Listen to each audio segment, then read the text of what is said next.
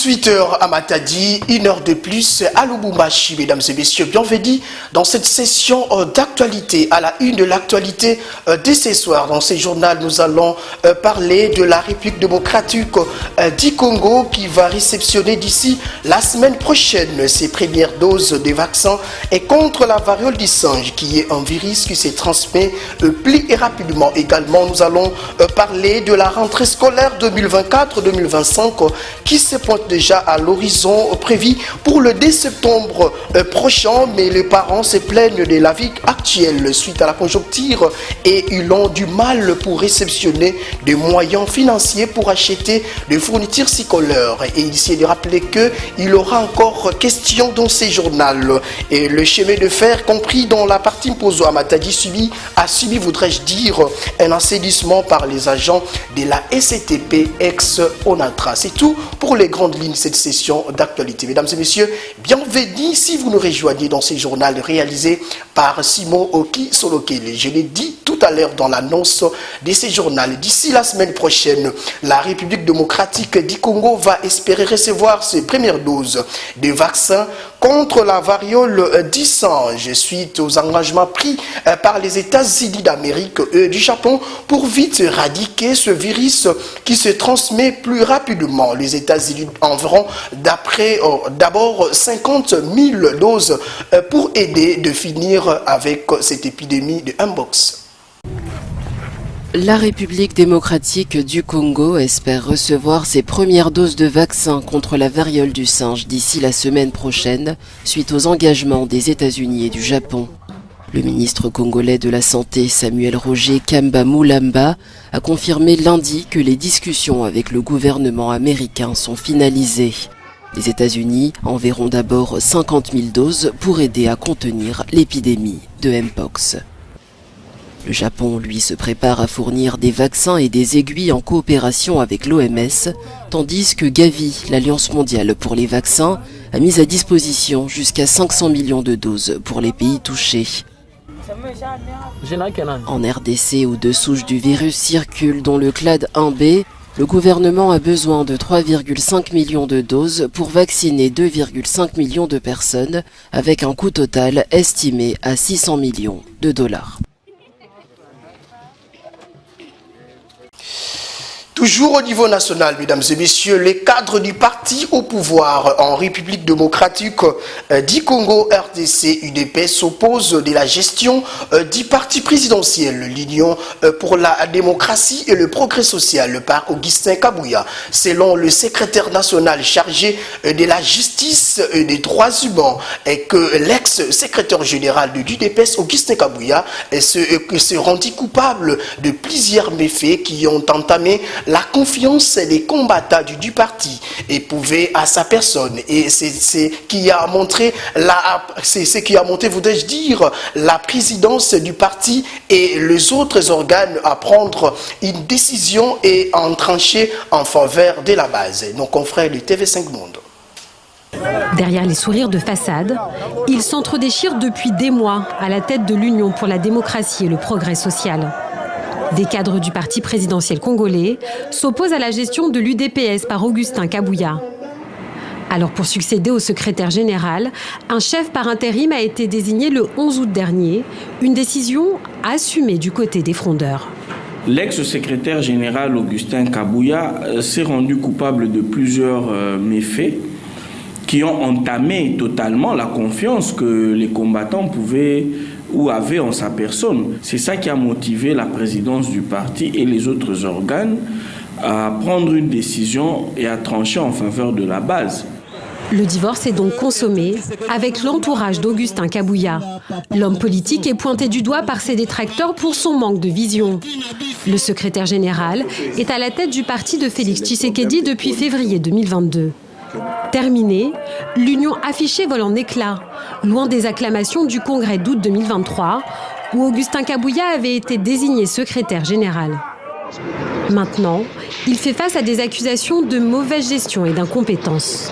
Accusé de l'incompétence, je ne sais pas, au jour d'aujourd'hui, pour la première fois, mon parti UDPS Tshisekedi est devenue la première force politique en République démocratique du Congo, c'est sous le leadership d'Augustin Kabouya. Le congrès de Ngandayala a consacré M. Augustin Kabouya non seulement comme secrétaire général, mais aussi et surtout comme président intérimaire.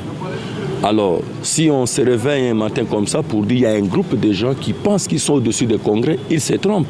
Félix Tshisekedi a qualifié de vitalité démocratique les tensions au sein de l'UDPS. Le président doit s'entretenir avec les différents acteurs. Encore nos confrères de TV segmentent dans ces reportages la vente des charbons à Kibati dans la partie est de la République démocratique du Congo est le seul moyen de leur survie.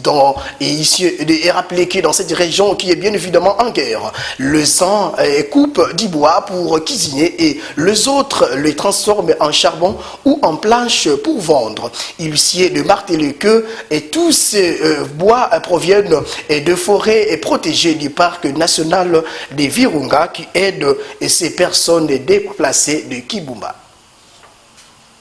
Marché de charbon de Kibati dans l'est de la République démocratique du Congo. Au pied du volcan Nyiragongo, ils sont des dizaines à vendre ces sacs de charbon de bois. Leur seul moyen de survie dans cette région en guerre. Je suis un déplacé de Kibumba. J'ai fui le conflit pour venir à Kanyaruchinya où je vis dans un camp. Je viens ici parce qu'on meurt de faim dans le camp. Alors on a décidé de produire du charbon pour nourrir nos enfants. Dans ces sacs, de gros troncs d'arbres brûlés que Jacques et d'autres déplacés récupèrent ici, dans les collines environnantes, dans le parc national des Virunga. Il suffit de marcher quelques minutes dans cette zone pour constater toute l'étendue du désastre. De ces arbres centenaires, il ne reste plus que des souches. Il y a 2 ans, cette zone était encore une forêt. Aujourd'hui, elle est entièrement déboisée.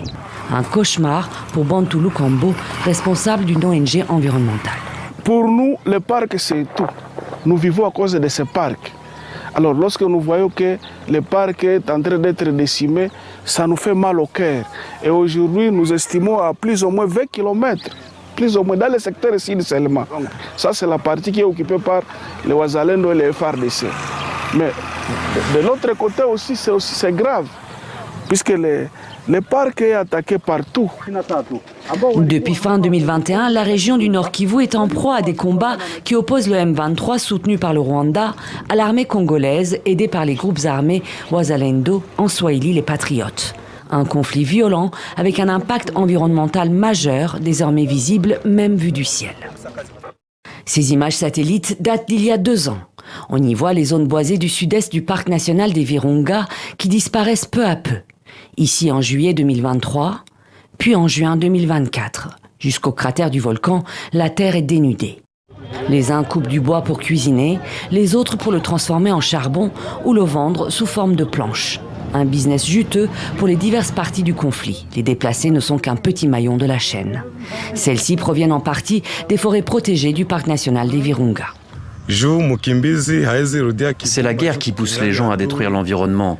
En tant que personne déplacée, je ne peux pas retourner vivre à Kibumba, à Rumangabo ou ailleurs, parce que le M23 est toujours là-bas. Puisque la guerre est la cause de cette destruction de l'environnement, si le conflit s'arrête, alors ils arrêteront de couper les arbres. Selon un rapport publié par l'ONU en juillet, la déforestation dans la région atteint des niveaux sans précédent depuis 2021. Avec pour conséquence la destruction de vastes étendues de forêts vierges dans les zones protégées des Virunga. Quittons le niveau national, mesdames et messieurs, pour la province du Congo central. Parlons éducation. À présent, dès septembre 2024, personne ne sont ignorés que c'est la date prévue pour la rentrée scolaire 2024-2025. C'est qui se pointe déjà à l'horizon dans quelques jours, bien évidemment, sur tout le l'étendue du territoire national de la République démocratique du Congo. Mais chose époustouflante, les parents ont du mal d'envoyer leurs enfants pour débuter cette nouvelle année dans de très bonnes conditions, car ces tutelles se plaignent de la vie et de la conjoncture actuelle. Ils manquent de moyens financiers pouvant les aider d'acheter des fournitures scolaires pour leurs enfants. Mike Toubanza pour plus de détails. La rentrée scolaire de l'année 2024-2025 s'approche dans une semaine et 4 jours sur toute l'étendue de la République démocratique du Congo et selon le calendrier établi par le ministère de l'Éducation nationale et Nouvelle Citoyenneté et NNC en sigle. La rentrée des classes est un moment de joie, de retrouvailles avec les anciens et nouveaux amis au sein de l'école. Mais pour les parents, c'est un moment de dire la paire. Ils sont appelés à répondre favorablement aux besoins de leur progéniture. Et certains se disent, ils plaident pour voir leurs enfants débuter les cours le 2 septembre, mais les autres, les inquiétudes sont à jour suite au manque de moyens financiers, mais surtout à l'augmentation du taux de dollars. Papa, awa tozo comprendre te. Banda to somba marchandise. Koti sa bimisa. Ezoteka mate. Toyebi te mboka ngo bako bana bakozonga classe to bakozonga te ba parents bazana ba mbongo te ba futa ba parents ba kozongisa bana bango na classe banda to somba bakaye oyo ezoteka mate ba parents boya basomba biso bakaye ba mikonza mboka ba futa batu ba ya les deux classes yala banda to somba bakaye mbongo ekangama chiko parents zo sela na les deux bongo ya ona ba futi papa te ona ba futi mama te yango to benga pa ba mikonza mboka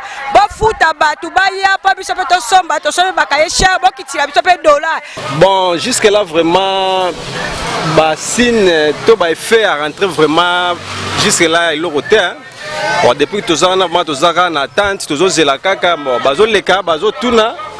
Bon, peut-être à la fin du mois, tu as débit à rentrer, peut-être mais jusque-là, vous me bon, en tout cas, on a foutu par rapport à la date. Façon que vandelaga mais par rapport à ba condition façon bana fait du foot dans la classe mona nanga beteke lenda ve parce que circulation ya mbongo ya élevé et puis bima kena continuer à monter suite ya dollar kena ko kita ve dollar me ka monter me monter dollar me ka monter me ka monter dollar c'est une dollar me kita pe kita won mais dollar lokola ke monter passe ba bio faut ça na kita. Est-ce que les responsables scolaires sont déjà pris pour accueillir les enfants le 2 septembre prochain? Quelques enseignants déclarent que la rentrée pourra ou n'est pas reste à suivre. Non, il n'y a pas d'équivalence. L'équivalence dépendra du taux de dollar du jour de la fête. Ok. Nous déclarons $500 ou rien. Voilà. Il y en a auquel il n'y en a pas rien. Rien contre rien, $500 contre $500. Nous sommes très clairs. La rentrée scolaire. Oui. Si les taux arrivent à $10,000 contre la rentrée scolaire. Si les taux arrivent à 10 000, $500 est autour de 10 000. Voilà. Si c'est 20 000, 20 000. Et certes, la Constitution congolaise garantit la gratuité de l'enseignement primaire, mais dans les faits, et ce n'est pas le cas dans d'autres écoles. Le gouvernement congolais est en train de fournir les efforts pour que la rentrée soit bel et bien au rendez-vous. D'une citation à une autre, quittons l'éducation pour l'insalubrité. La vie n'a pas de prix, dit-on. L'homme et l'insalubrité ne peuvent jamais vivre ensemble, selon les normes et le principe d'hygiène. Les collecteurs se trouvant au quartier Ngadi sur l'avenue Patunoki, dans la commune d'Umvuzi, est transformée à une décharge publique de toutes sortes de déchets, tant mélangés qu'autres. Et ces immondices jetés par certains habitants du coin donnent des odeurs incroyables qui seraient à l'origine des cas de maladie. Dietsumbo nous en dit plus. Plusieurs soucis liés à l'environnement, la population du Congo central en général et ceux de Matadi en particulier. L'avenue Patunoki de la commune de Mvuzi au quartier Ngadi, où l'air caniveau naturel que vous remarquez dans ces images, mais la santé de la population du coin est en danger dit aux odeurs que dégagent ces derniers. Et selon les informations reçues sur place, que dans ces caniveaux, que les habitants diminuent jettent leurs déchets en provoquant des odeurs nauséabondes, comme nous a dit une des habitants du quartier. La propriété est la grande règle de la santé, dit-on. D'où, au chef du quartier et à venir, de mener des démarches pour trouver la solution, car la santé n'a pas de prix. Restons toujours dans la même partie de la ville portuaire de Matadi, en Pozo, bien évidemment derrière Caves, plus précisément où notre rédaction a constaté une passerelle qui est en un état déplorable. Malgré les différentes avancées du XXIe siècle, cette dernière ne reflète pas une passerelle pour les uns, un pont pour les autres. Digne de ces noms, les autorités urbaines sont censées trouver une solution adéquate pour mieux servir à la population, de mieux traverser d'un côté à un autre. Images et commentaires. C'est par des infrastructures dignes qu'on reconnaît qu'un pays se développe, car nous sommes en train de vivre le siècle d'innovation technologique et d'avancée, c'est-à-dire le 21e siècle. Or, tel n'est pas les constats faits dans la province du Congo central d'une part, et dans les chefs-lieux de la dite province appelée ville portuaire de Matadi d'autre part. En Pozo, plus précisément, où une passerelle que notre rédaction a rencontrée se trouve en un état machiavélique et déplorable. La vie du peuple congolais vivant dans ces coins de la ville, utilisant cette dernière, est mise en péril. Quelques résidents du coin n'ont pas voulu rester bouche bée devant la caméra de la Santé Radio-Télévision, la chaîne de proximité. Bon, en Pozo, na simasimaka ya K20. Ah, papa, pon oyo. Tozana mawa mingi pona pon oyo tala population mingi za koto pon oyo za kiese mingi ve sana utala pon play pon kelenge na kuluta yana kuningana era mvula kuteke chola kaka choli pekei balola na musuma chef de quartier na sekuna baye ko zongisango metana moni papa journaliste ozo filmer ozo kanga ba photo ya ona CPI ko solo na yo na yeba bezo katsa beto kiali ya pon yayo bien bezo bola beto la pasi na sur la presse na sur la pon yayo bon ba konze biso mboka en tout cas ba raisonner biso koto pose la vraiment pasi mingi pa konzi ba nyata koto na osepela mingi ba konze mboka batala biso koto ma pon oyo ba bongo se biso le fisc kata beton to zo maya ko katela pon oyo kibebi di déjà pila kekila kadisa baba fumuzi bwala kadi mbiba le musa di tala popila kekila kimbimbi kifuidi bafumu babwala bakuza kutuvangila ponke yakikaduza bakwetu kwenda no mona looking kaka mutu bwidi fuidi fa tala pila kekila kimbimbi kadisa bakwetu kwenda. Les autorités compétentes sont censées trouver plus vite que possible des solutions radicales pour satisfaire aux personnes bénéficiaires avant que le pire arrive. Et c'est par des actions positives et concrètes qu'on sait dire que nous avons de bons responsables. Et pour chuter aux informations locales, je l'ai dit à l'entame de ce journal, le chemin de fer servant les trafics de la ville portuaire et montagneuse de Matadi pour Kinshasa situé dans les tronçons imposés dans les territoires de Songololo a subi un assainissement par les agents de la SCTP-Ex Onatra pour permettre aux locomotives de bien passer. Les agents de la SCTP-S Onatra ont interpellé tout en interdisant à toutes les différentes personnes non identifiées animées de la mauvaise foi, voudrais-je dire, animées de la mauvaise foi, de ne plus jeter leurs immondices sur la voie de passage des locomotives. Une fois de plus, Mike Toubanza, nous revions dans ce reportage. Dans les soucis de rendre la route rail propre et éviter les risques, que les agents de l'ex-SCTP Onatra ont procédé à l'assainissement des Kirli caniveaux, d'évacuer les déchets de tout genre déposés par les habitants vivant entre Matadi et l'agglomération Pozo dans les territoires de Songololo. Dans cette place, des fonds à combre et les immondices ont été évacués comme comitamment en rendant cet espace propre et fréquentable à la grande satisfaction du public. Les agents de la société Onatra qui ont participé à cette dernière ont à travers fait les points tout en lançant un cri d'alarme à la population de cette agglomération d'éviter ces comportements qui n'est pas à applaudir. Et auprès du patron de Matadi Dominique Kiko Dembiti et l'administrateur du territoire de Songololo d'instaurer un système de taxation d'assainissement mais aussi à disposer en poubelle publique pour les dépôts de ces déchets. Bon, mais tout le monde, ce sont des démons. Les bandoki qui ont matite na voix. Donc, babika losa matite na voix. On a traqué à fois, on a traqué vivant. Alors, baya ina ko mona neti on a traqué ko fois, baya se tromper.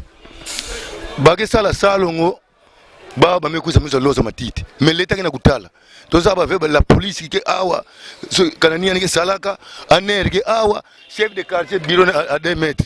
Na awa mais tout ça avait ni sala ba sala ba chef de quartier na bureau la police ba tula awa donc comme ba mesa tunga na loya ya raya awa donc passe na ntama era ba belge ngeli mona ba inzo ya ife mais façon inza na ku changer leke pina mambo buzoba na ku changer leke alors beno benda makutu ba bika ba buzoba ya na ku salaka beto ne ba agent ya Onatra ya Otraco beto bayai très marchandise ke lutaka beteka to ba trenge na mposo wa très marchandise mais suite ya ba imondisi ya ba ke lozaka awa très me frené de vana trenge ba ke masaka so ba imondisi kana ngeke fo ndange mona très marchandise ya ke luta mais ba ukina kumona ke onatra me kufwa onatra ke négligé dans tous les plans kana ya fo ndanga sepi Congo.